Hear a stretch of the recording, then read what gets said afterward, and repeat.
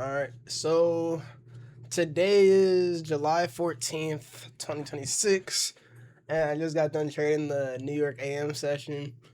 Honestly, price action got kind of choppy at market open, so I just took my one-to-one, just a base hit, getting those profits in, especially on these new fundings I have, because I'm going to take over. I'm going to give you guys a look at the new fundings I did get.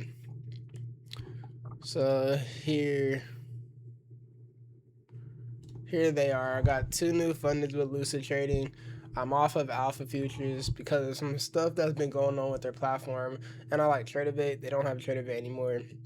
As I like to use that platform. So I'm done trading Alpha Futures for right now until something maybe changes where I decide to hop on it. But yeah, so update. I don't have that Alpha Futures funding no more. Got these two new Lucid funded accounts. And let's just go look into the session. Alright, so coming into today, I marked out my highs and lows. And today was CPI day. And if you're new to trading, CPI is a high impact news red folder. So I already knew there was going to be some volatility there. And that happens at 8:30, so it happens pre-market. But it puts in this data high and data low, which is just the top and bottom wick of the news candle. Since there's a lot of volume during that time, those are good draws on liquidity to have. And we'll go down to the 1 minute just so we can see it clear. I had a rejection block marked out right here. I also had the data high up here. And also seeing that we're coming out of this zone and rejecting out of this area.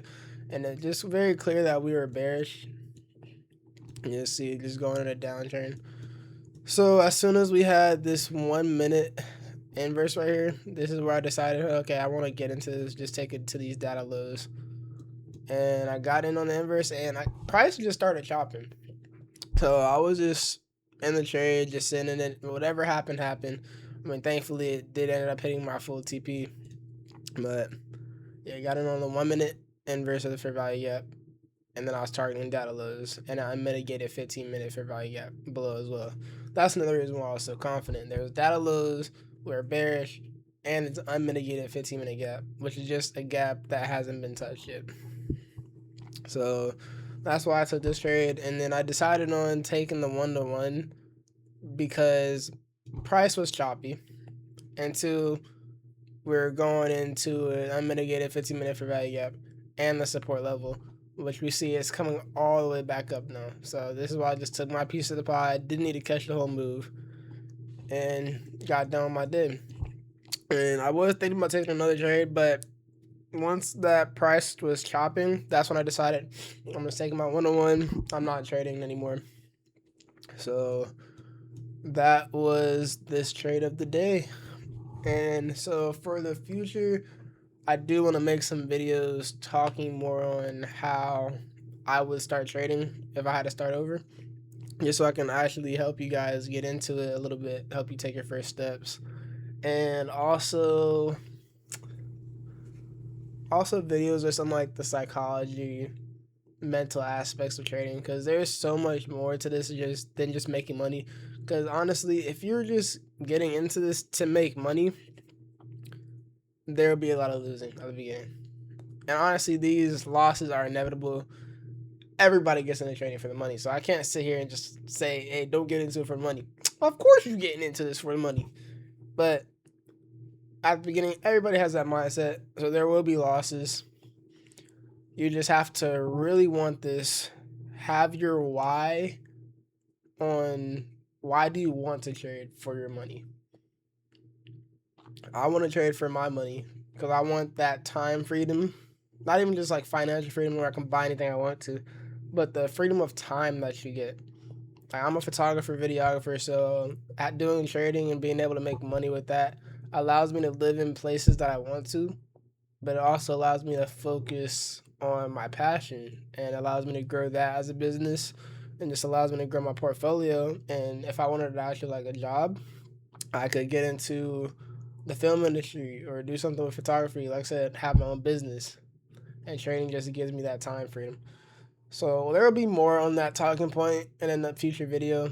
I just wanted to give you like an idea of what I was gonna start talking about in just my talking videos, and I want to show you like the real side of trading, not just all the not all about the money, because there's definitely a big mental part that plays into this.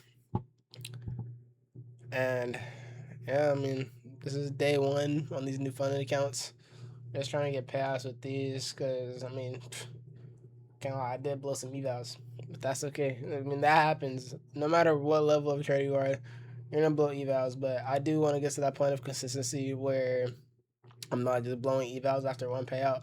I want to be able to get multiple payouts on a single account. And oh yeah, let me show you the profits. I gotta relog back in to my Ninja Trader, because also with this new setup and me being back on TraderVate, I am trading on I'm charting on TradingView, but then I'm also putting my executions on Ninja Trader. So that's what I'm doing there. So I'm gonna show you my P&L for the day and how I ended off. Okay, so I usually trade on Ninja Trader, so but it's not opening. Apparently, like for some reason now it's just not opening. But I did just open TraderVate instead, just to show you the P&L. And you see here, I made around $1,813 today across 2 accounts. So we just gotta keep stacking up those winning days, just consistently growing these accounts and not blowing it over one day. That's definitely something I'm gonna get better at. But you're just on this journey with me, and yeah, that's Trader Cap. So see y'all guys.